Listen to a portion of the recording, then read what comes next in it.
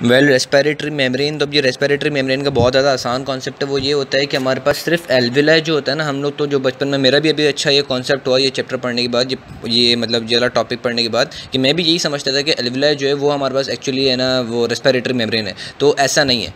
Respiratory membrane के अंदर हमारे पास 6 लेयर्स आ जाती हैं। वो कौन कौन सी लेयर आती हैं? एक तो जो हमारे पास है ना वो लंग्स होता है, लंग्स के अंदर हमारे पास जो ब्रोंक्यूल्स वगैरह चल रहे होते हैं, उन सब के अंदर हमारे पास क्या होता है कि सर्फेक्टेंट मूव कर रहा होता है। तो एक जो कि सर्फेक्टेंट होता है, एक जो कि हमारे पास, उसके बाद फिर एल्विलाई की जो एपिथेलियम आती है, ठीक है। सर्फेक्टेंट बाहर से सबसे ज़्यादा बाहर जो ब्रोंक्यूल के अंदर होगा, ठीक है, वो हमारे पास क्या है, वो सर्फेक्टेंट जो कि ब्रोंक्यूल के अंदर होगा। और फिर हमें पता है कि ब्रोंक्यूल के अंदर क्या होता है, एल्विलाई होता है। तो एक पहली सबसे आउटर लेयर कौन सी? सर्फेक्टेंट की लेयर। उसके बाद फिर हमारे पास एल्विलाई की एपिथेलियम, फिर एल्विलाई की बेसमेंट मेम्ब्रेन, ठीक है। फिर हमारे पास जो इनके नीचे जो इनको कैपिलरी सप्लाई कर रही है, उस कैपिलरी की एपिथेलियल मेम्ब्रेन, उसकी बेसमेंट मेम्ब्रेन। तो मतलब ये 5-6 लेयर्स के मिल बांट के एक हमारे पास वो रेस्पिरेटरी मेम्ब्रेन बनी हुई होती है। ये बहुत अच्छी चीज़ थी जो कि मुझे अच्छी लगी गाइटन की, ठीक है, कि ये रेस्पिरेटरी मेम्ब्रेन किससे बनी हुई होती है। अच्छा, इसी रेस्पिरेटरी मेम्ब्रेन के इर्द गिर्द ही जो है, मतलब इसी रेस्पिरेटरी मेम्ब्रेन में ही हमारे पास डिफ्यूजन होती है, ठीक है। और जो डिफ्यूजन ऑफ किसी भी चीज़ की, किसी भी गैस की डिफ्यूजन पर मिनट हमारे पास जो इस रेस्पिरेटरी मेम्ब्रेन के थ्रू हो रही हो, उसको हम कहते हैं डिफ्यूजन कैपेसिटी। डिफ्यूजन कैपेसिटी किसको कहते हैं? डिफ्यूजन कैपेसिटी कहते हैं कि एक रेस्पिरेटरी मेम्ब्रेन के इर्द गिर्द हमारे पास एक मिनट के अंदर कितना वॉल्यूम ऑफ किसी गैस एक्सचेंज हो रहा हो, उसको हम कहते हैं डिफ्यूजन कैपेसिटी। डिफ्यूजन कैपेसिटी क्या है?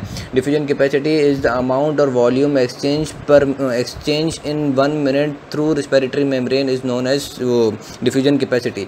तो डिफ्यूजन कैपेसिटी किसके ऊपर डिपेंड करेगी? डिफ्यूजन कैपेसिटी डिपेंड करेगी हमारे पास डिफ्यूजन कोएफिशिएंट के ऊपर। डिफ्यूजन कैपेसिटी किसके ऊपर डिपेंड करती है बच्चा? डिफ्यूजन कैपेसिटी डिपेंड करती है डिफ्यूजन कोएफिशिएंट के ऊपर। डिफ्यूजन कैपेसिटी किसके ऊपर डिपेंड करती है? डिफ्यूजन कैपेसिटी डिपेंड करती है डिफ्यूजन कोएफिशिएंट के ऊपर। और वो डिफ्यूजन कोएफिशिएंट क्या है? वो है हमारे पास ratio, which diffusion coefficient is the ratio of solubility upon under root molecular mass. तो डिफ्यूजन कैपेसिटी किसकी ज़्यादा होगी? कार्बन डाइऑक्साइड की या ऑक्सीजन की? तो डिफ्यूजन कैपेसिटी ज़्यादा होगी कार्बन डाइऑक्साइड की। क्यों ज़्यादा होगी? क्योंकि हमारे पास जो है वो जो इसका डिफ्यूजन कोएफिशिएंट है वो ज़्यादा होता है। तो ये चीज़ बहुत ज़्यादा इंपॉर्टेंट थी बताना, तो इस वजह से मैंने इसको डिस्कस कर दिया, ठीक है। अब जो है वो जो हमारे पास फैक्टर्स हैं, जो कि वो फैक्टर्स जिसके ऊपर रेस्पिरेटरी मेम्ब्रेन के थ्रू डिफ्यूजन डिपेंड करती है, वो कौन कौन से हैं? वो हमारे पास वही हैं जो कि रेट ऑफ डिफ्यूजन को कंट्रोल कर रहे होते हैं। बस इसमें एक ये चीज़ आ जाती है कि थिकनेस है।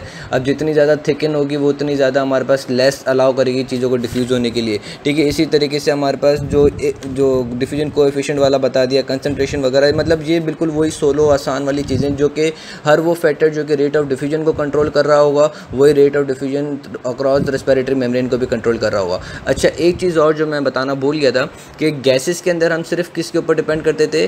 डिफ्यूजन को, है ना, inversely proportional to the molecular under root molecular mass. लेकिन हम जो फ्लूइड्स के अंदर जो अक्रॉस रेट ऑफ डिफ्यूजन देखते हैं ना, rate of diffusion across the fluid, वही उन्हीं फैक्टर्स को मद्देनजर रखते हैं जब हम rate of diffusion across respiratory membrane के गिर्द पढ़ रहे होते हैं, ठीक है। जो फैक्टर्स रेट ऑफ डिफ्यूजन को कंट्रोल करते हैं इन द फ्लूइड्स, उन्हीं फैक्टर्स को हम कंसीडर करते हैं कि वही फैक्टर्स होंगे जो कि अफेक्ट करेंगे rate of diffusion across respiratory membrane. क्यों हमने ऐसा किया? क्योंकि ये चीज़ याद रखना कि गैसेस जो होती हैं ना वो मोस्टली लिपिड सॉल्युबल होती हैं। तो हम उन लिपिड सॉल्युबल होने की वजह से हम, है ना, सिर्फ उस मॉलिक्यूलर वेट के ऊपर डिपेंड नहीं कर सकते। हमें ये देखना होता है कि फिर वो गैस जब वो लिपिड सॉल्युबल हो गई तो वो अब वो वाटर के अंदर किस तरीके से मूव हो रही है और वाटर में उनकी डिफ्यूजन कैसे हो रही है। तो फिर हम उनके ऊपर डिपेंड करते हैं कि वाटर में कैसे डिफ्यूजन हो रही है। और वो वाटर क्या है? वाटर भी फ्लूइड है। तो फिर हम डिफ्यूजन जो है वो रेट ऑफ जो फैक्टर्स जो कि रेट डिफ्यूजन के फैक्टर्स जो कि रेट ऑफ डिफ्यूजन को कंट्रोल कर रहे होते हैं, वो हम देखते हैं कि एक गैस एक वाटर या किसी फ्लूइड में कितना, है ना, डिफ्यूज़ हो सकती है, ठीक है। तो ये चीज़ थोड़ी कन्फ्यूजिंग हो गई, लेकिन होपफुली कि समझ आ जाएगी।